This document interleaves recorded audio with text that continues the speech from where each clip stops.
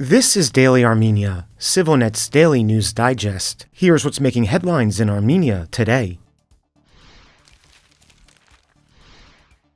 Prime Minister Nikol Pashinyan says Armenia's referendum on a new constitution will take place after the 2026 parliamentary elections. Speaking at a major gathering of state officials on Saturday, Pashinyan explained that scheduling the referendum this way allows all political forces to clearly present their ideas and positions during the election campaign. And once the vote is over, he said, the political majority entrusted by the public will play the decisive role in shaping the final draft of the constitution. Pashinyan stressed that the purpose of the new constitution is to strengthen Armenia's internal legitimacy. He said many citizens feel alienated from the country's current legal and state order, viewing laws and regulations as obstacles rather than tools that serve them. This sense of distance, he argued, must be overcome with a renewed constitutional framework that truly reflects the people's will. The push for constitutional reform is not new. Pashinyan first announced the need for a new constitution back in February, and in late October, Justice Minister Surbruhi Galyan said a public awareness campaign on the reform process would begin within 2 weeks. These discussions unfold against the backdrop of continued pressure from Baku. Azerbaijan insists that the preamble of Armenia's current constitution makes a territorial claim because it references the 1990 Declaration of Independence and indirectly, the unification of Nagorno-Karabakh with Armenia.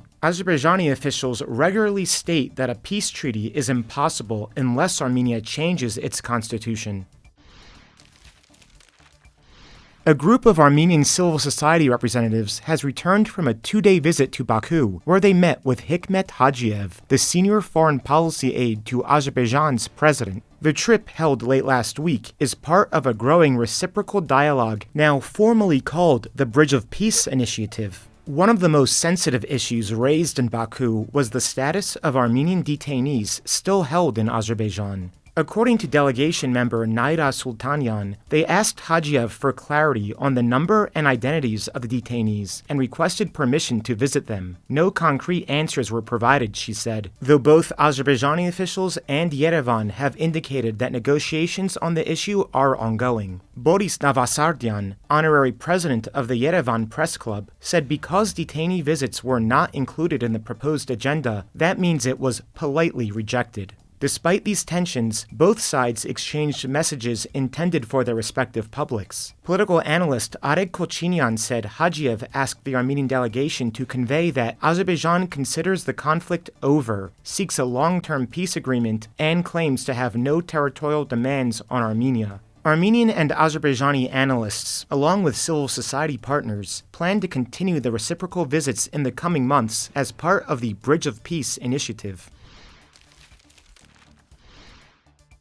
Armenia is preparing to gradually release the non-classified sections of its long-awaited parliamentary report on the 2020 Nagorno-Karabakh war, senior lawmaker Andranik Kocharyan announced in an interview with the investigative outlet Hetk. The disclosure comes amid growing criticism that authorities are withholding critical information about the country's wartime failures. Kocharyan, who chairs both the Parliament's Defense Committee and the Inquiry Commission, explained that the report was first submitted to Armenia's defense and security institutions.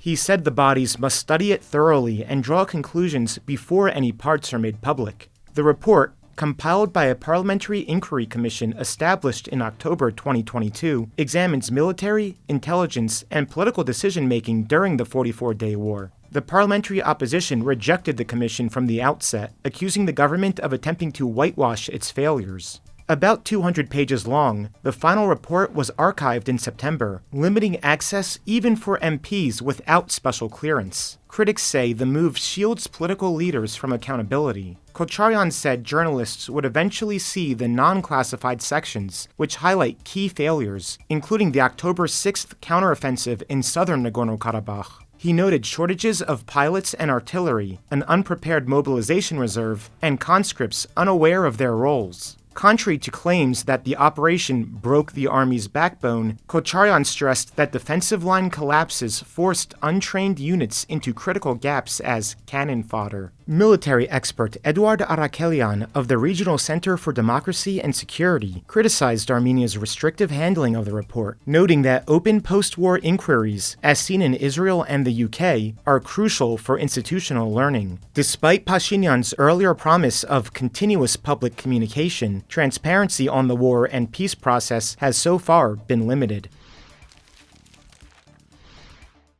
And finally, the CivilNet number of the day is 7,000.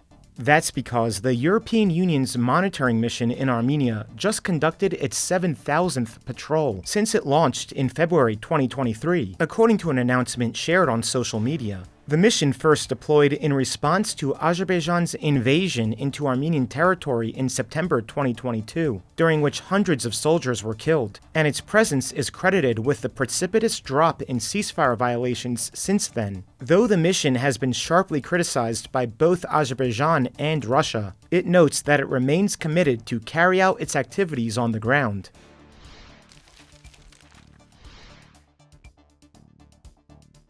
And as always, please follow CivilNet for the latest news and independent reporting from our contributors on the ground here in Armenia.